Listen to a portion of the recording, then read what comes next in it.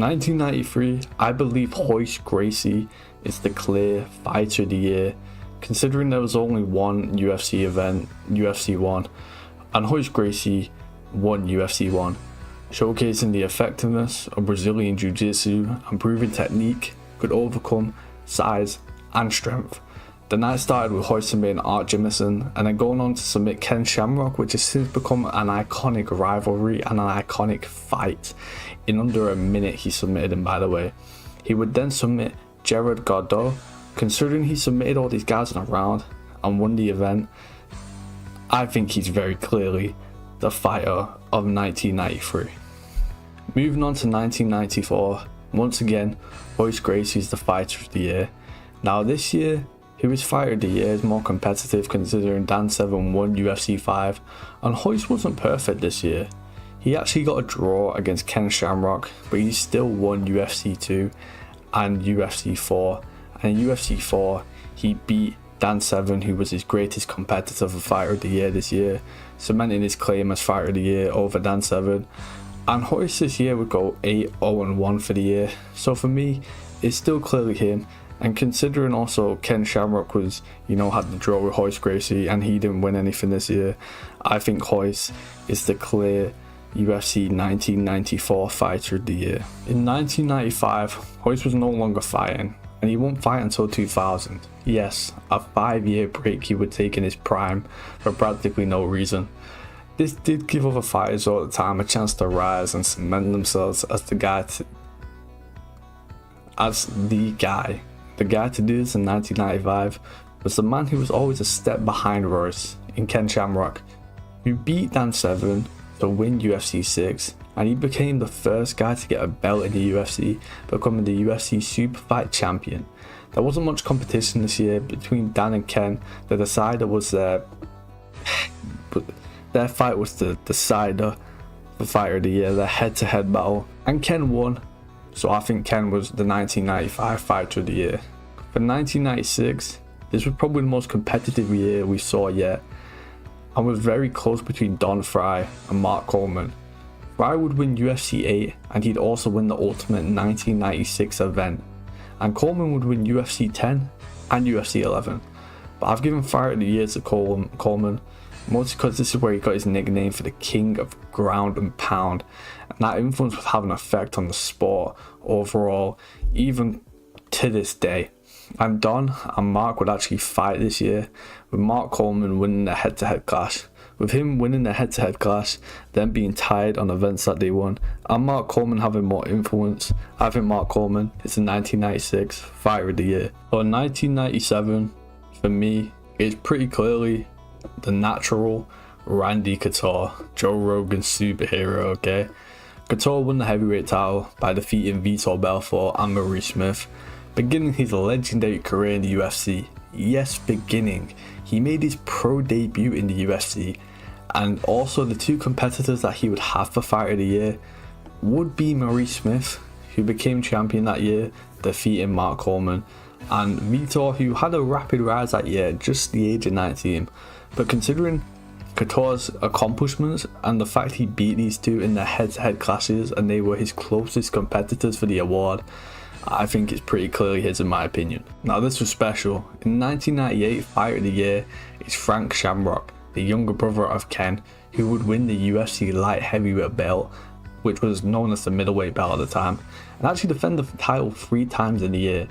Maybe the most impressive year we saw from a fighter so far. His closest comp was probably Couture, who lost his belt and regained it, but considering he lost in the first place, and Shamrock was practically perfect for this year and had the best year we saw yet, for me, it's pretty clearly it's pretty clearly Frank Shamrock for fighter of the year. In 1999, I gave fighter of the year to Frank Shamrock once again, 2 times. He defended his belt against top contender Tito Ortiz at UFC 22. He retired as undefeated in the UFC as the light heavyweight champ, and while yes it was only 1 fight, even though he did have a fight outside the UFC this year, don't ask me how that works, he was champion at the time, but the competition for this year really wasn't much. The runner-up, if Frank didn't exist, would probably be Tito, And considering that Frank beat Tito, you can't give it to him.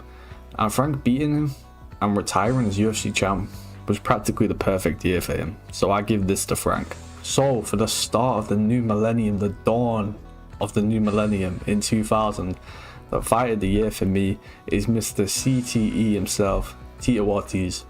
Ortiz won the vacant light heavyweight championship by defeating Wanderlei Silva at UFC 25 and giving his dominant reign. Considering who he beat in the legend Wanderlei Silva, who was just about to go on his legendary Pride run, okay, and the fact his closest comp for this year was probably Kevin Randleman, who defended the heavyweight belt once against worse comp than Tito beat. So for me, it was pretty clearly Tito for fight of the year. In 2001, the fight of the year is once again the natural Randy Couture. Now Tito Ortiz had a great year. For most of the year, he defended his belt and was on the way to becoming the fight of the year. He also broke Frank Shamrock's streak of title defenses in the light heavyweight division. But at the end of the year, Randy beat Tito Ortiz to become the UFC light heavyweight champ. And then this year, he beat Chuck Liddell as well. And defeating all-time greats in 1 year while becoming champ makes him the clear fighter of the year for me. In 2002, we're finally out of the two biggest divisions, by the way, light heavyweight and heavyweight. Matt Hughes is fighter of the year, okay? Hughes defended the UFC welterweight belt 3 times in 2002. And he also got his slam knockout over Carlos Nunes to win the belt. Now there was some comp, as Chuck Liddell had a great year establishing himself as the clear #1 light heavyweight contender. But considering Matt won a belt and won more fights than Chuck, and Chuck also, didn't win a belt, he just solidified his #1 contender status, it's pretty clearly Matt Hughes in my opinion. In 2003, it's pretty clearly Randy Couture. Couture returned to light heavyweight, defeating Chuck Liddell for the interim title, and then he beat Tito Ortiz to unify the belts, all at age 40 by the way, okay, 40 years of age. Considering he beat 2 all-time greats, and again he did this at 40 years of age, and the closest comp was probably Tim Sylvia, and Tim Sylvia was winning the weakest heavyweight era ever. It doesn't compare to Couture. And for me, Couture was clearly fighter of the year. Now that's it for the first decade space of time for the UFC. This is going to continue. I'm going to do one for 2003, between 2013 and then 2013 to 2024. I think I'll do 2024. I think we'll include that, when near the end of the year. And anyway, man, like, subscribe. I'm out. See you in a bit. Hope you enjoyed. Goodbye, man. We have a few names to mention, starting off with Chuck Liddell. Liddell rebounded from his loss in 2003 to Couture by knocking out Tito Ortiz and Vernon Wright. The Ortiz win was significant because at the time, this was the biggest rivalry that the UFC had ever saw, in the sense of the two fighters skill-wise who were fighting each other and how much the fans cared about this fight.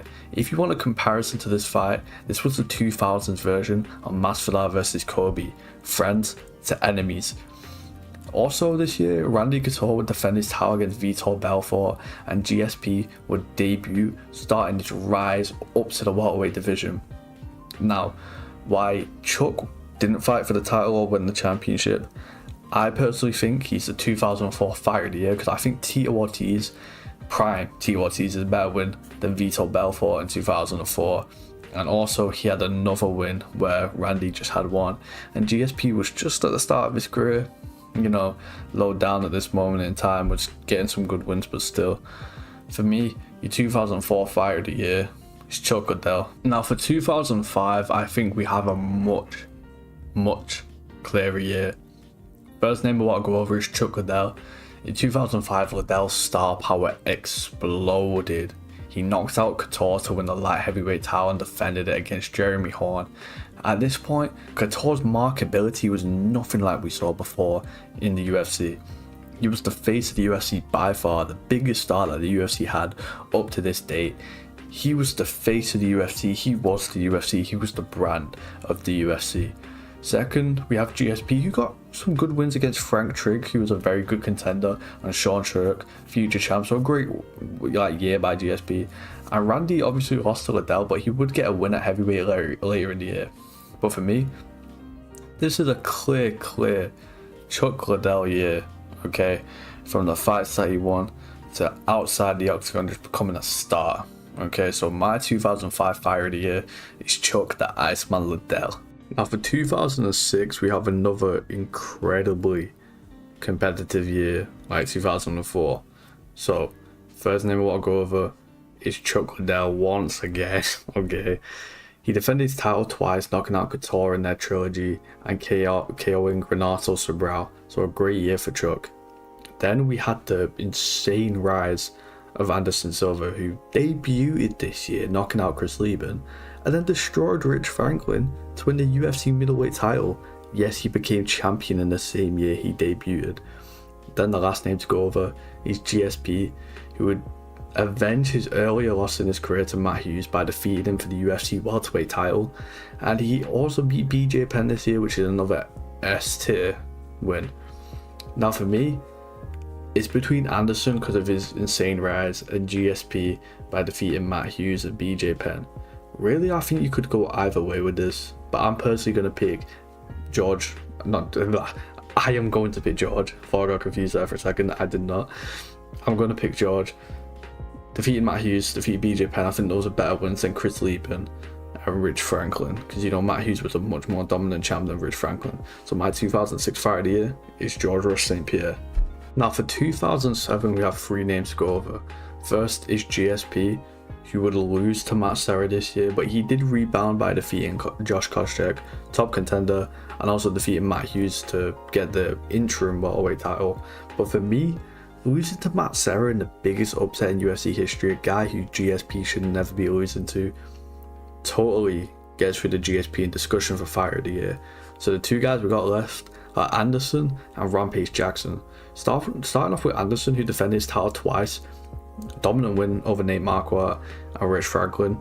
And then we got Rampage, who would end the reign of Chuck Liddell, and he would also unify the UFC and Pride belts by defeating Dan Henderson. Now for me, beating Dan Henderson and Chuck Liddell are much superior wins than Rich Franklin and Nate Marquardt.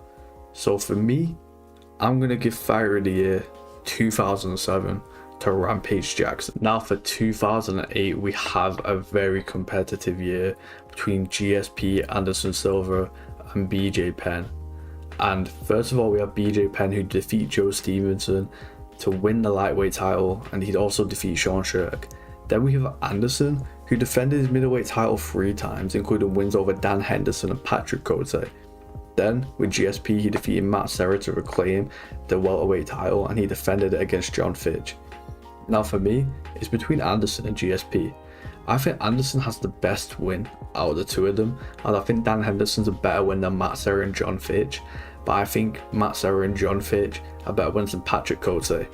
But just due to Anderson having one more win throughout the year, I slightly edge it towards Anderson.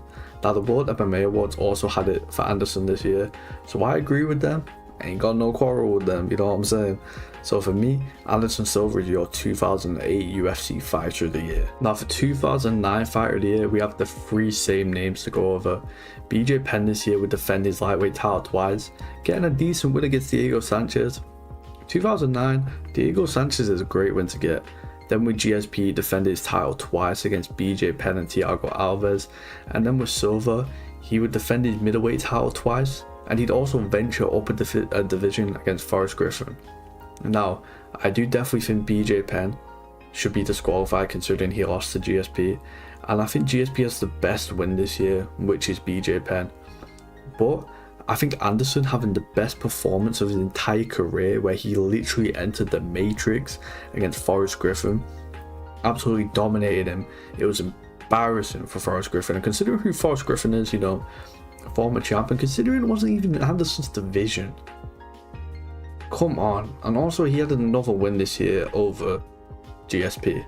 I'm not saying he beat GSP. Then he had an extra win this year. He had 3 wins, GSP had 2. So I'm going to have to give this one to Anderson Silva, who dismantled Forrest Griffin and got another 2 title defenses to his name. Now for 2010, we have another name to add to the top 3 in Cain Velasquez, who would knock out Brock Lesnar to win the UFC heavyweight title. Now going back to the old 2 regulars who have been here for quite a while now, we got GSP, who would defend his title against Dan Hardy and Josh Koscheck. Dan Hardy, he would completely dominate. Josh Koscheck, he also dominated as well. And then we have Anderson, who defended his middleweight title against Charles Sonnen in a legendary comeback. And also, I'll have Vitor Belfort. Now I think Vitor Belfort is the best win between Anderson and GSP. And just considering how the not chocolate Dell, you fucking idiot. Fuck, okay. Anyway, I'm trying to be quite professional. Not professional, you know what I mean? I'm trying to sound, what's it called? I ain't trying to fucking speak like an idiot, but you know, anyway. Just considering how he beat Charles Sonnen in the most legendary comeback in UFC history, I think that's something to consider as well. So for me, a 2010 Fighter of the Year is once again Anderson the Spider Silva. Now for 2011, we have the most star-studded year yet. We have, fuck, that's not true. I wrote this down, that's not true, that's the next year. My bad. Anyway, we have Jon Jones, who had a historic year, winning the light heavyweight title by defeating Shogun and defending it against Rampage and Lyoto Machida. He's not really the youngest, it's shows how the WEC counts, just saying. But also, we have Anderson this year, who defended his title with a stunning front kick KO of Vitor Belfort and a win over Yushi Okami. And then JDS also won the heavyweight title. Now, Jon Jones was given the World MMA Awards Fighter of the Year, and I'm inclined to agree. I think Jon Jones is Fighter of the Year, just considering how young he was, how he beat 3 legends. Okay, for me, Jon Jones is very clearly your 2011 Fighter of the Year. Now for 2012, this was the star-studded year that I was talking about before. We got Jon Jones, Anderson Silva, and George St. Pierre all in contention for Fighter of the Year. Starting off with Anderson, who defended his title twice by defeating Charles Sonnen in their highly anticipated rematch, which he put a stamp on that rivalry, winning in the second by TKO. Then GSP returned from his injury to defeat Carlos Condit and unify the welterweight title, as Carlos Condit was the, I forgot the word, I'm fucking stupid, interim. There you go. Intelligent. But yeah. And then we got Jon, who defeated Rashad and Vitor this year. Now for me, Jon obviously having more fights, and in my opinion, beating the best guy out of any of these in Rashad, and also having Vitor Belfort, who's better than any other guys. I think this is another clear Jon Jones Fighter of the Year. Because Jon Jones is the pound for pound #1 fighter. If you disagree, you're a fucking idiot. Okay, you're a fucking idiot. I'm gay for Jon Jones. Sorry, my bad, Dana. Fucking prick. Anyway, 2013 Fighter of the Year. You ain't gonna like this. Okay, but for me, it's Ronda Rousey. Okay, when I was making this and I was looking at it, I was surprised as well by the conclusion that I came to. But she was the first ever UFC Women's Champion, and she defended it twice. And then the other guys I had in contention was Chris Weidman, who obviously defeated Anderson first one, fair enough, but the second fight was a freak accident. And then we got Jon, who defeated Chow, who was a middleweight coming off the couch. And also Gus in one of the greatest fights of all time, yes, but I mean, there's an argument that Gus won that fight. And when you put those asterisks onto big word, big vocabulary, when you put that onto Chris's and Jon's year, you know, they don't quite look as good. So for me, Ronda Rousey is your 2013 Fighter of the Year. Starting off with 2014, I think we've got 3 people to really consider here. First of all, starting off with TJ Dillashaw, who would defeat Renan Pereira in one of the biggest upsets in UFC history. He'd also get a title defense against Joe Soto, but Joe Soto, if we're being completely honest, it's kind of a nobody. No one really cares about him. I doubt you even know who he is. I don't even really know who the fuck he is, okay? But yeah, he had one of the biggest upsets in UFC history against Renan Pereira. Came out of nowhere to win the belt. If I would compare it to any other year, even though it's not really comparable, it'd be Anderson in the same way. Anderson came up in like 2006, made his debut and was champ the same year. Obviously TJ didn't make his debut, but the guy came out of nowhere and became champ. and got a title defense by the end of the year.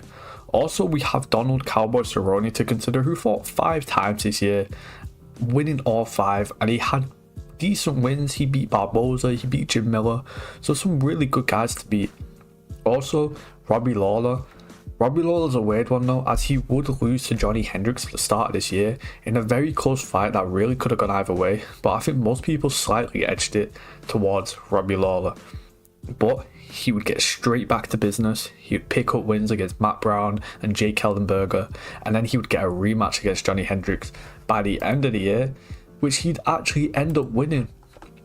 Now, this is a hard one, I'll be completely honest. I'm going to edge it towards TJ Dillashaw, because Robbie did lose this year, and he eventually lost to the same person, and he was champion by the end of the year. But he lost, man. He lost.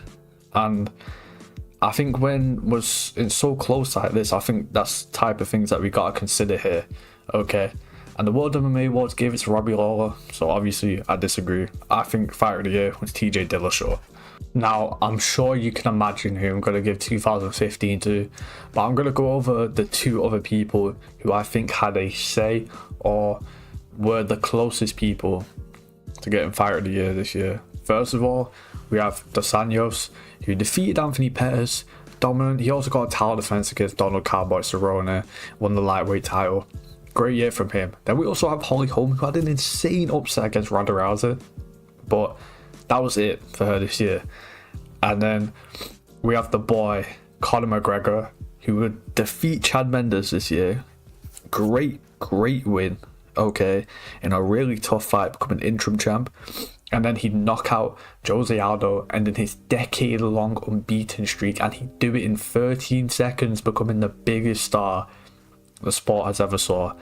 This was arguably Conor's best year. It's either best or second best. And for me, Conor McGregor's pretty clearly 2015 UFC Fighter of the Year, and World MMA Awards gave it to him as well. So no complaint from me there. Now, 2016 is a pretty hard year. First of all, we have Fighter of the Year from last year, Conor, who would actually lose this year. He would eventually lost though, and then he'd go on to fight Eddie Alvarez, becoming the first fighter to hold 2 UFC belts simultaneously, double championship. Then we have Bisping, who knocked out Luke Rockhold on short notice, become the middleweight champ, and he got a great win over Anderson Silva, who, listen, wasn't prime Anderson Silva, but it was only about 2 years after he lost. It's not really about the time, no, it's more about, his leg got fucking snapped off his body, but he still knocks out Luke Rockhold. And then we also have Stipe, who won the heavyweight championship and defended it in the same year against Alistair Overeem. Now, World MMA Awards gave it to Conor this year, and like I said with the Robbie Lawler one, I don't like giving it to people who lost in that same year, but for me, I think Conor has a better say just because he made history in becoming double champ. So I'm going to give it to Conor, and I personally think Stipe's legacy is overrated. I will make a video about that in due time. And when it comes to Bisping, the Luke Rockhold win was great, but it didn't age well. And the Anderson Silva win definitely didn't age well. So Conor, just with the asterisks of the other guys and, making history, I'm going to give it to Conor. Now for 2017, we have a completely new fresh top 3 to go through, starting off with Robert Whittaker, who this year won the interim middleweight title, which really was the real title because Bisping and GSP were holding the division completely fucking hostage, okay? People don't call out Bisping for that. He was literally doing what John's doing right now. Fuck that. But then we also had DJ, who defended his title twice and broke the record for most title defenses. But it's flyweight, respectfully, you know what I'm saying? And then we also had Holloway, who unified the featherweight titles by defeating Jose Aldo twice. Now, the World MMA Awards gave this year to Max Holloway, and I'm inclined to agree. I don't really think this is the most competitive year. I think it's Holloway by far, and considering he's the only guy here who, well, DJ already had the belt, so he couldn't fucking win it, but Robert won the interim, and Max defeated Jose, who in my opinion is the 4th best fighter of all time. So I think your 2017 Fighter of the Year it's Max Holloway. I agree with World MMA Awards. Now for 2018, the three names that we have are Amanda Nunes, who knocked out Chris Cyborg to become the first woman to hold 2 belts simultaneously. She also got a win over Pennington, so, you know, who's a champ now, but she's not a fucking champ, let's be real, that shit don't count. She never would have even got close to it. She's terrible. Fuck you. Fuck you. Okay, my bad. Then we also have Khabib, who won the UFC lightweight title and defended it against Conor. Obviously, same fight, great win. Wasn't prime Conor, but still a great win. The Ally Quinter wins whatever. You know, people try to say like Ally Quinter did well in that fight. No, he fucking didn't. He got beat up. He lost every round. But then we also have DC, who beat Stipe and beat Derek Lewis to become the second fighter in UFC history to hold 2 belts at the same time. Now for me, it's between Khabib and DC, and I'm gonna give it DC. I think Stipe is higher all time than Conor. I think Derek Lewis is a better win than Ally Quinter, considering he also made history by being the second guy to hold 2 UFC belts at the same time. I think he's your fighter of the year of 2018, and World MMA Awards think the exact same thing as me. Now 2019, the first name I want to go over is Henry Cejudo, who captured the bantamweight title, becoming a 2-division champ. He beat TJ in this year, but there's some asterisks on that win. Yes, TJ was on EPO, but he was also drained half to death. And Marlon Moraes is a win that did not age well at all. That win aged terribly. My voice keeps on going as well. Fuck. But we also have Masvidal, knocked out Ben Askren, fastest KO in UFC history.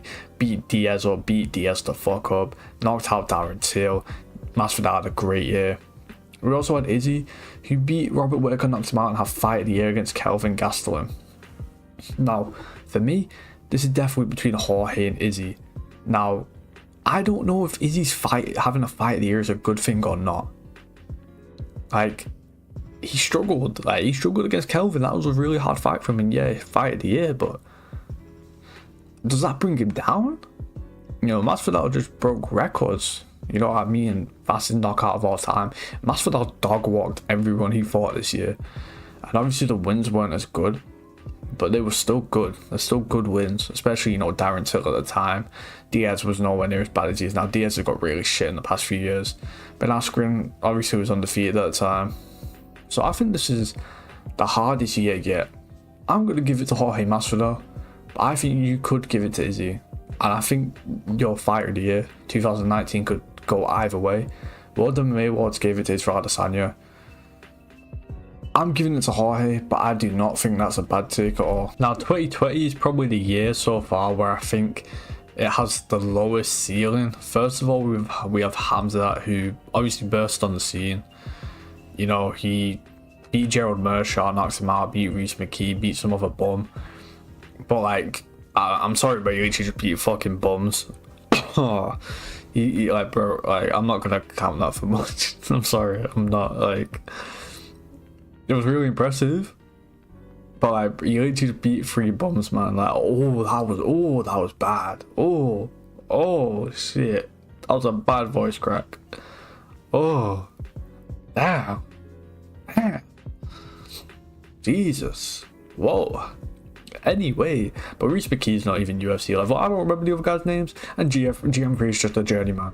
Then we have Figgy, who beat Perez and had the most dominant performance I've personally seen in UFC history against Joseph Benavidez. Also, I should have mentioned Cody Garbrandt in 2016. Just saying, that Dominic Cruz performance is really overrated though.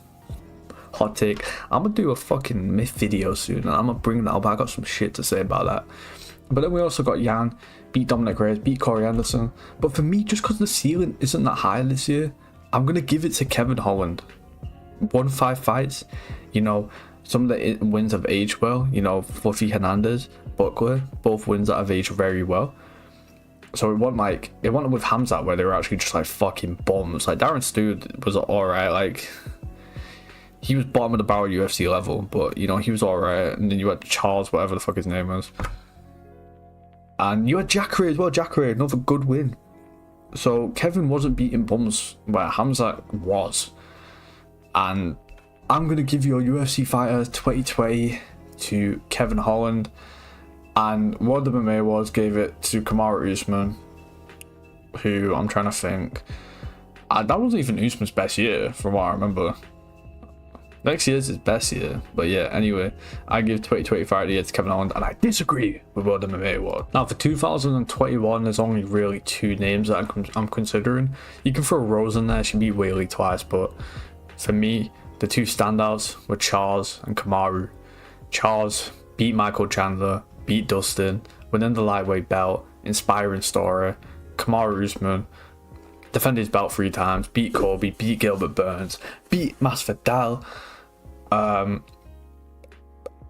gonna give it Kamaru just because he had a little bit of struggle in the Gilbert Burns fight, and you know the Colby fight was really competitive, but he dominated the Masvidal fight, knocked him the fuck out. Okay, Kamaru, my boy, he's gonna get his fucking belt back. But Charles in both of his fights had some serious issues, especially in the Chandler fight.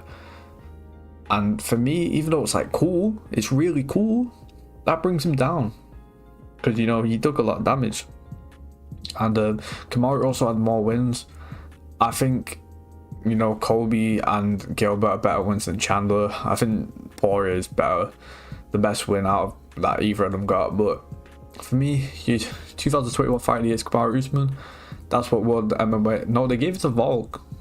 I do not give it to Volk. Volk beat TKZ and Ortega, from what I remember.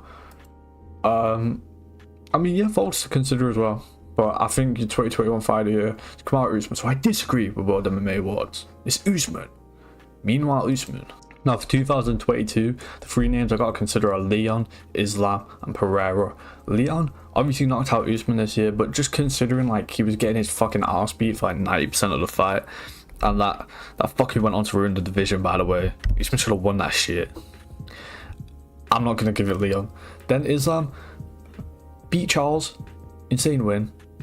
But like his second best win was Bobby Green, which is good. But it's not Fight of the Year good. And then next up, we got the boy, Alex Pereira, which this year he would obviously become champ by knocking out Izzy, and he'd also knock out Strickland this year before knocking out Izzy. Those are 2 former champs, one of them being Izzy, who's the 2nd greatest middleweight of all time, like the 3rd best fighter in the past like 5 years. You know what I mean? So for me, 2022 was given to Leon, which I think is bullshit. Sorry, my throat is fucking up. Whoa. That sounds crazy. But I think this year is clearly Alex Pereira, and I don't even think it's close. So I disagree with what MMA Awards. My 2022 Fighter of the Year is Alex Poatan Pereira. Now, for some reason, the website I'm using doesn't have the Fighter of the Year for World MMA Awards, so I'm just going to go off who ESPN gave. ESPN gave it to Sean O'Malley, who in this year had 1 win against Aljamain Sterling, knocking him out, which, don't get me wrong, very impressive, but he is not my Fighter of the Year. Okay, for me, it's very clearly between Poatan, Alex Pereira, and Islam Makhachev. Now, Alex this year would get knocked out by Israel at the start of the year, but then he'd move up to light heavyweight, get a win over Jan Blachowicz, who beat Izzy, and then by the end of the year he was light heavyweight champ by knocking out Yuri Prochazka. Islam Makhachev, on the other hand, would have the pound for pound fight against Alexander Volkanovski, winning that fight, first fight by decision, and then knocking him out cold in the rematch.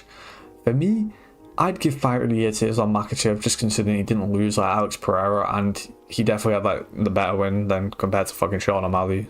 Okay, so my 2023 Fighter of the Year is Islam Makhachev. Now 2024, I'm gonna do this quick because the year isn't even over yet.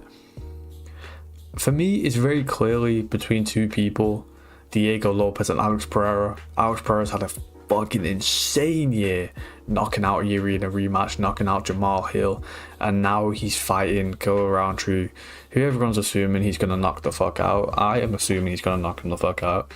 And then we have Diego Lopez, who just fucking knocked out Sadiq Youssef and then beat the fuck out Brian Ortega.